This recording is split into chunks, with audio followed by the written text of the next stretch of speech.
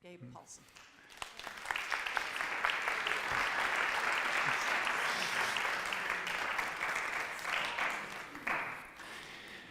Hello, Unity. Awesome. I am so happy to be here today. As Carolyn just said it, there's been so much in this very room for me, and so much on this campus, and I just had a couple pictures. I guess I have the clicker, excuse me. I need to self-serve here. There we go. So some of you have seen this. I was here at Unity. I started in 2008, so it's been about 17 years. And so I was a prayer chaplain, and I got really involved in the community. But I have to say, I started at the very back. I was very allergic to religion, and for reasons you'll see in a minute. And slowly this became a journey that grew and grew and grew. And I feel like there's just so many people here, so many. I just want to acknowledge, I'm going to keep this to 25 minutes, but excuse me a little bit if I ramble, because it's such a meaningful day for me, and I feel so honored that Reverend Deanne let me do this. And one I just want to acknowledge, first, all the chaplains, and they were standing at the side of the room, and you're in some of the pictures here, and you were such a big part of my journey to fatherhood, which was really kind of a journey from fear, I would say, and from a lot of things to really joy. And it was, I was an older dad, and I think in Marin I fit in okay, but I didn't really realize how much of an older dad I was until one day, when I had Finn. I was shopping at Lucky's in Larkspur, and I, came to the clerk and I said, I need some diapers, and he kind of looked at me like, the Depends are on aisle 9.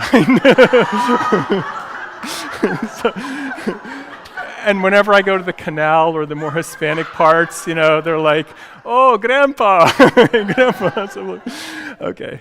So that was part of the fear, but I think the fear was a little bit beyond that. But as we sang, in this very room, Finn, when he was 6 months old, I was standing right there, and Neve took that picture. By the way, my wife Neve is right here in the front with me. So every Father's Day is really, half the story. And she took the picture of Grace, who was born in 2022, and they're just, a couple rooms away, and it just warms my heart that a lot of that happened here. And I just think of all the prior dads, the inspirations, and I'm looking at James and Arthur, Javier, and there was Norland Merritt, who's passed now, and Steve Listig, who was kind of one of the people who kept this place together, and I think it's in North Carolina, and the list could go on and on. There's many of you I could name, but. And I think this talk is not really it's fathering, and I'd like to get to that, to the end. We live in a society, I think Carolyn already alluded to, just what's in the IJ, it's a strange time. So another, kind of photo album picture is there's Neve with my dad, speaking of fathers, and that picture is right where Arthur is, so they're sitting right there. And if you kind of notice on the wall behind, there are these little pictures. And I thought, okay, this was my birthday. And I put 45 different, 8.5 by 11s of the countries I'd visited. So I'd been to 45 countries, which sounds exciting, but you could also say, for family life, that's called procrastination. So I think I'd been putting things off, but, and that was a really special moment. I think many of the chaplains met my dad, and maybe we'll get to know him in a few minutes here when I talk about him. And then the other picture is, in the now Montessori room where the chaplains kind of released me, and there's Momo in the background. And that was, the sacred. So Neve is in her, I don't know, first or second trimester, and it was kind of third trimester. She's like, a reminder. And that was a sacred object ritual. And so what we, did as chaplains at the beginning of our training for me 8 times in a row, people would bring in something that really took their lives and their souls and their spiritual world and put it in something that we could maybe visualize an object. We all do that. There's crucifixes, Stars of David, there's, all kinds of symbols. And so we, personalized it. And I thought that was amazing. So, one slide is really about my journey, and there's my dad, Neve, and the other slide is this sacred object. And I thought to frame today's share with you, I would kind of do the same. So I brought my bag here, which I remember I did a talk here once, and I said to everybody, this is how I travel to India. This is how I travel to, the Ukraine or to Israel or any of these places. Everything has to fit in here. And, I wasn't showing off. I was. But I was trying to, really make the point about baggage. We use that word in an emotional sense, but I think, it carries over. If you can reduce your life to the essentials, getting around, your journey through life, might be a little bit easier to manage. And then I brought another thing. This is my sacred object, and thank you for Grace and Neve for painting it. It came, and many of you have seen these nesting dolls. They usually have a woman. They're called matrushka in Russian. Matrushki are in the Ukraine.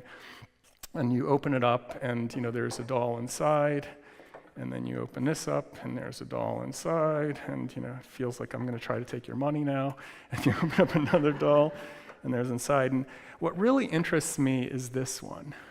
When you peel back the onion layers, what do you end up with? And then what also really interests me is when you put this inside, what enfolds you. We say here, the love of God enfolds us. We were talking about being enfolded. And I really feel this kind of sacred object is a great way to talk about life, and for me, my journey to fatherhood. This was really a slow unraveling of different layers and different pieces. And I think it kind of, it's something that I, will want to take with you on a sort of imaginary journey. So if we move forward here. I think that's the idea is I don't want to talk about Gabe. I also want to talk about all of us together and society and this moment in political life too in 2025. And so the way I thought I'd frame it is a little trip. So we take the travel bag, we put in our sacred object, and off we go. And so why don't we start here and fly out to the Ukraine, which we're going to also use a time machine. So did this in 2008. And then, take a trip down southward to Jerusalem and then make our way back to Unity. And, use this, obviously this is metaphorical, or we say metaphysical in here a lot. But, the symbolism is really hopefully helpful and meaningful to you. So let's get on the plane.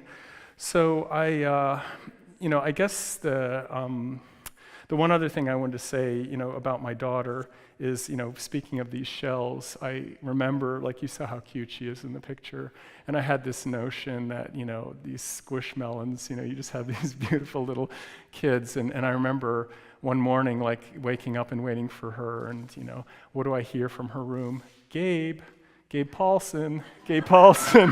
Yeah. And this is my 2-year-old, Gabe Paulson. And then I, come to her, and I'm like, oh, sweetie, and she's pretty feisty. She's like, you're the sweetie, I'm the adult.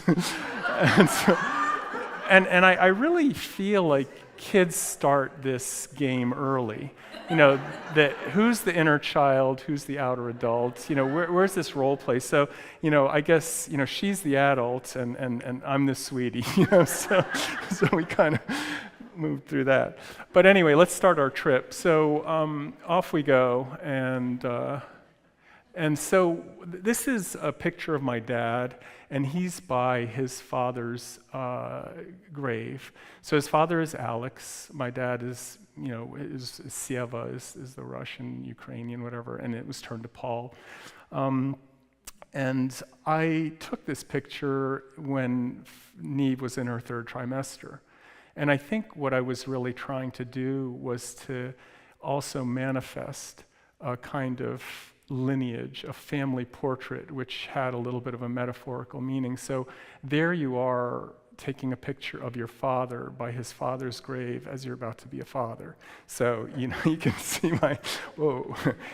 my sort of mechanical lining up of things. And I didn't do this intentionally or thinking I would give a talk, about 7 years later, but it was the feeling that we really carry our father, and we carry, in the Bible, it's Adam. We have Adam or Eve or something, and I felt this in my bones. I really felt like, my father was, a challenging person, and my grandfather was born very close to the fighting in the Ukraine, so a lot of it's happening in the very, western part of Russia, the eastern part of the Ukraine, and it's near the Don River in Rostov.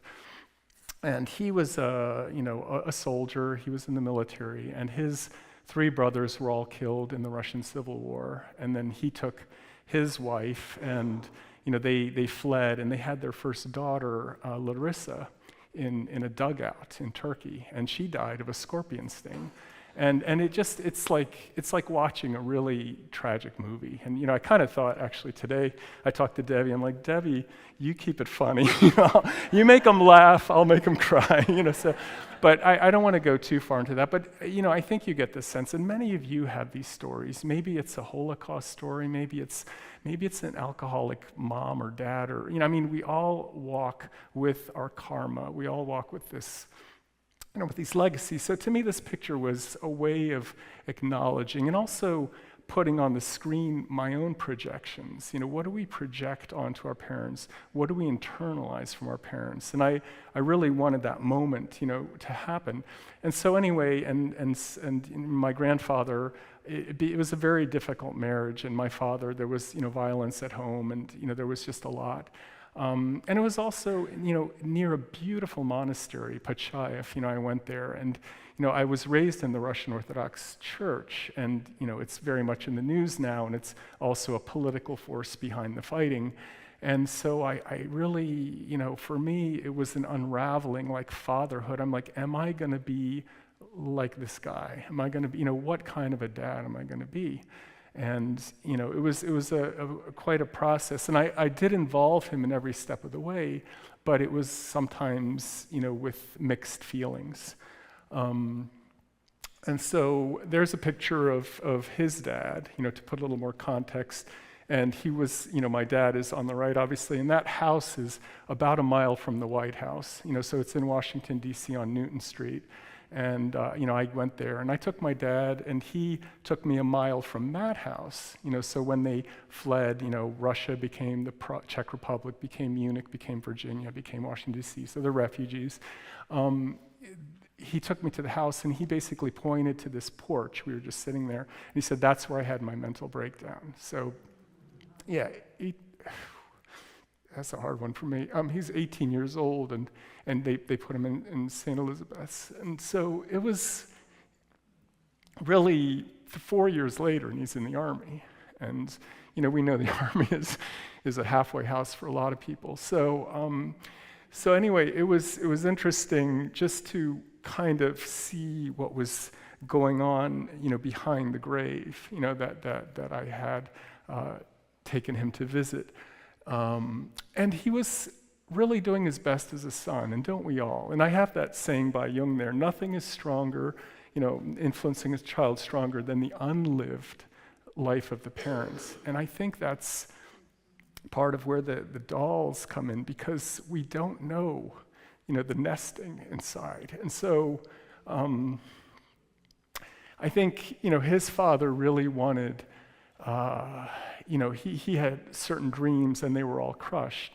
And so what did he pass on to his son? Well, my dad was in Munich, part of the refugee trail through the American Army now, and got my grandfather's poems published. So my grandfather actually wrote 500 poems in Russian about that spot, about that area. And you've got to imagine that's his unlived life. And so I've been translating them slowly, from Russian. And it's just giving me a sense of what goes down, maybe even to Finn. So, as the, nesting of the shells, what do we pass on? But with Finn, it's a little different of a story. So he's at a blackboard, which is now my own baggage. When you think of the enfolding, like my grandfather enfolded my father with love, enfolded me with love, I think we enfold each other with baggage, a whole lot of it. So, with Finn, this was another, sometimes you stage these things for yourself, and it was just fun. We went to Mills College, which is across the bridge in Oakland, and I taught there for 3 years. And for me, that blackboard, those are the last 5 or 6 courses you need before you get a PhD in physics. And so I was at Cal, and I was getting my PhD there, and I had, at that point in my life, separated from my parents. I stopped seeing them, and that went on for 8 years. Not a single day, nothing, I didn't talk to them. And I think it's all tied in this story. Sometimes you need some space. So I think it was my first divorce. I kind of separated from my parents. And I also kind of fell apart, and so here I had this just amazing opportunity, and I walked away from it. I couldn't do it. I dropped out. And so there's my son, and it's a little bit of a joke, but I'm wondering, my unlived life. It's not 500 poems, and then it's kind of funny. So Finn was recently in Ireland. And his cousin Adam said, Finn, did you know Jesus created the universe? And Finn paused for a second. He said, no, there was a singularity. It's a 5-year-old. And then all the hot gases condensed. And then there was magma. That cooled off, and then there were rains. And I was like kind of proud and kind of shocked. I was like, what have I done? So I think you have to be careful what you pass on. But it's true. I feel like when I first had Finn, I wanted to call him Gabriel, and I pretty quickly, disabused myself of that, and it's like, no, Niamh had the great, the whole Irish, Fionn McCool, and so I think the one big thing is you need to be careful, and we know this. We're living in Marin and in a pretty individualistic society, giving that space to people. But there is a part of us that really wants a mini-me, or wants to see our unlived life lived, through someone. It doesn't have to be our kids. It could be our partner. It could be anybody. So that was kind of that. But the story goes on a little bit. My dad, I'll be brief. He, at that picture, so this was taken in 2017 or 18. He had stage 2 colon cancer, and I, then started taking care of him. I even flew out, with Finn and a Bjorn to take him to doctor's appointments. And really, Grace's line comes to mind. You're the sweetie, I'm the adult. Now, in my dad's case, it wasn't role play or voluntary. I think my dad really, many of you have experienced this where you have to parent your parent. He refused to be an adult. And I think that's a major ballast in your trajectory towards parenthood or towards fulfilling, whatever it is in your life. And working through that was a little bit like a 12-step program. And I think it was actually a 12-step program. And I think a lot of you in here know that, a lot of Unity has overlap with Course in Miracles and 12-step programs. And I would say again, for me, if I were to summarize it in 30 seconds, I come back to this. A 12-step program is, first, you have to find accountability. Like, I am responsible. I stopped blaming my dad. You just have to stop blaming. And then the next is what you wrap yourself in. And I'd say you enfold yourself in trust. We call it a higher power. I would call it a higher power. The reason higher is so important is because you enfold yourself in humility. And I think that's kind of the part that got me going, is when you have confidence And confidence only comes from taking responsibility. And you have trust and you're really humble about it. Then I think you start to make strides. You start to really own your life. So, and I think in Unity, when I came in as a chaplain, sometimes we would say these prayers like, I am God. And, here I am, coming from a, autocratically political Russian Orthodox background. I'm like, you are not God. And I thought to myself, I am not God. Ask me. I'm not God. You haven't lived with me. Definitely not. But I think the better way to put it is one little phrase. You can say, I am Father, or I am Spirit, I'm Father, Spirit, whatever, because the Father helps those who help themselves. So it's really saying, I will take the responsibility of the divine, but I'm humble within that. I'm not actually, I didn't create the singularity and the gases that that Finn knows so well. I think it's really, again, that dyad. And isn't that all of life? Is all of our relationships are really a dance. We dance even internally. We dance when we talk to ourselves, and there's so much self-talk, and so many inner this and outer that. I think it all starts with two. You relate to something, and for a baby, it's really the attachment, the primary, the parent-child, and so forth. And I think that's where Unity is so healing, because it starts working in this symbolism. It starts working into those inner shells and telling us, there is a God inside there, and there is a helpless inside there, and let's start that dance in the most healing and productive way possible. So that really, that kind of got me going. Thank you. So let's keep going. Let's get back on the plane. And so we've been in the Ukraine a while, and now we hop over to Jerusalem. And this is where I also want to kind of go to the outer life. So this has been a little, good bit about me, but I think, we're all reading the paper and we're all living through these times, doesn't matter what side of the aisle you're on. And to me, Jerusalem has two, really significant symbols. The Dome of the Rock, and there's a picture there, and the next one will be Golgotha or Calvary or Gethsemane, wherever Christ was crucified.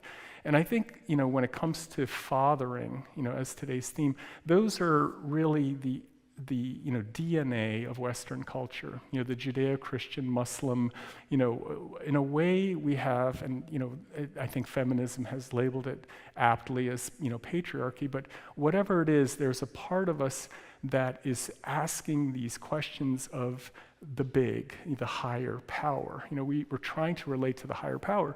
And the Dome of the Rock is, you've all seen the postcards, I'm sure, and it's an interesting place to get to because you're by the Wailing Wall, you're by the temple that Solomon was trying to build, and then you go through this incredible checkpoint. If you've thought the airport was bad, there's metal detectors and all this stuff. And that's the side the Palestinians are on. And this is the side the Jewish people are on. So I crossed over, and I have to tell you, for me, the story of Abraham, Abraham and Isaac is really it's a vocabulary I've carried with me my whole life, and we know the image, and that's a very famous painting. I don't think it's Caravaggio. It's somebody. Is it Caravaggio? Yeah. So it's this painting where you've got a dad who's about to stab his son with a knife, and he's been, kind of guided by some inner voice. We could call that mental illness, but for the faithful, he's really being tested. And isn't the Old Testament full of tests? Job and in this case, Abraham and Moses, and everyone goes through tests. So there's a spiritual side to this. You're like, how far will you sacrifice? Would I sacrifice my son to fight for the United States? There's a real meaning here, but I interpreted it differently on my path to marriage and being a dad. I always thought, those words, Abraham, that word Isaac, those were my names for things like loyalty, fear, abandonment, all the different things. I kind of shrouded them in this scriptural language. And I really think the word Father, where is the lamb for the offering? That kind of says it all, because it's such a loaded, such a fraught thing. And one of my favorite authors is Soren Kierkegaard, and he wrote an entire philosophical work. It's called On Fear and Trembling, and it's how do you make sense of that? How do you make sense of that? And that's again where we think patriarchy, and we live in an entertainment culture, we live in a consumer culture. That's just weird. But it's also really it pulls at some of the deepest feelings we had, and I bet everyone in this room has gone through something like this of their own. Some of these archetypes, some of these feelings. And for me, it was almost a daily thing, and I would journal over and over. My journals have Isaac, Abraham, Isaac, Abraham. So, that was part of Jerusalem for me, an outer place, but an inner place. And, the other is Father, why have you forsaken me? And we all know that one too. Who hasn't felt that, in some ways?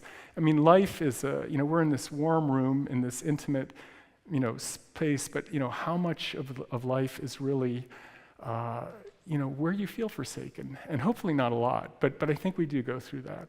And the picture there is a IDF Israeli defense soldier up at the Wailing Wall, and I really thought, isn't that a little bit of what's going on today too? Like, I think in our political souls, aren't we saying, Daddy will keep us safe? Daddy has an army. Daddy has a big army. And it's funny, even, Cy was the mayor of Larkspur in 2023, and it's funny that, I call myself the king of potholes and stop signs. And even with that, I get people writing me, do something about Gaza. I think as soon as there's some sense of authority, and it could be a woman, a man, it doesn't matter, we begin to project. The shell that enfolds us, seems to be filled with our fantasies of safety, of, predictability. And so, I think that's just a really poignant, that was kind of my last shot in Israel. And it turns out, to weave the story together, 24 hours later was my first communication with Niamh. so we had, we just started our dating life really about a day after, this. And so I think it was time to come home. So kind of takes me to the last part. And so I think, here we are, our trip back to Unity, California. And that's a picture of Grace, and I kind of put the picture, given the soldier and the previous one, of she's pretty feisty. I don't doubt she'll be able to handle an M16 someday. But I feel like, the juxtaposition, because, this is a place where people are coming to heal from some of the toxicity and excesses of fathers and men and so forth. And I wonder, about, how this sanctuary and this place fits in for all of us and for my life in particular. And, I think about Charles Fillmore, and he didn't say a whole lot, but that in talks on truth, he kept quoting Matthew 23:9, and this idea that we've got to get the biology out of the way and start really looking at what this means. And I think that's probably resonates for a lot. Like, there's biological fathers, but then there are also father figures, there's mentors, there's coaches, and so forth. And there's also different types of protection. I think that symbol has been our, Darwinian, very ancestral way of saying, keep me safe, your authority, your power, and all that. And I think, power is shifting in this country and in this world very rapidly. And it's really looking for redefinition. And I think this sanctuary is special. Even if I look at another set of dolls, 1, 2, 3, I would put his wife, Myrtle, as kind of the unfolding, and inside Candida, and inside Reverend Deanne. I mean, I think it's not lost on me that of the 14 or so chaplains that I served with, 12 were women, and that there was a lessons in some of the core, which I said really to me helped me on my road to manhood and on my road to fatherhood, which is confidence, trust, and humility. Do you really, and you can learn that anywhere from anyone if it's the right connection and the right person. So, it was a long journey for me. This I've just tracked 17 years worth. But it was something where I feel, both the choices I made and the gifts I was given, got me sort of along the way and to really one of the most joyous and happiest parts of my life, I would say. And so I thought maybe we can close by saying an affirmation together. And I've been playing around with these props here, but really the first line is, our third core commitment is authenticity. And to me, sometimes that word goes in one ear and out the other. But I just wanted to ground it in a biography, my testimonial. And I think what that means is, authentic means that's where the buck stops. If you're blaming, if you're angry, if you're depressed, look and see if you can reach that point where the buck stops. And that's the beginning of power. That's the beginning of confidence, in my opinion. And then enfolding in trust, I think that's self-evident. We are not, automata. We are not, just hardened soldiers. We have to flow with life. We have to have soft power. And I think it's impossible without trust. And trust is a choice, and it's a choice you have to make very carefully. So I think this is a great place to make that choice. And then the end is really to serve family and community. I think we're not here for ourselves. We pass away pretty quickly. But the picture there is Neve and Finn and Grace. It was a wonderful family picture. And to me, it kind of shows, the happiness of life. And then the picture next to them is actually from the Ukraine. That's, I think, taken in 1948 after World War II, and not far from, where my parents, my father's family of origin. And that goes on today. We know about Gaza and Palestine.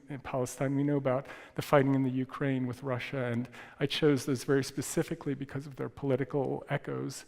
And I think that's where the inner shell meets the outer. We have to do something. We have to act. And we have to start by healing ourselves and then emanating that outwards. So if you would, please say this with me. I know my authentic inner self.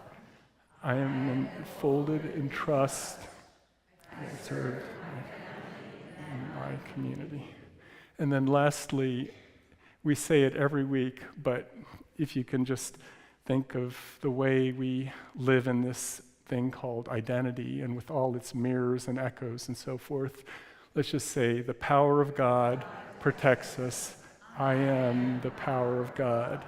The love of folds us. I am the love of God. Thank you.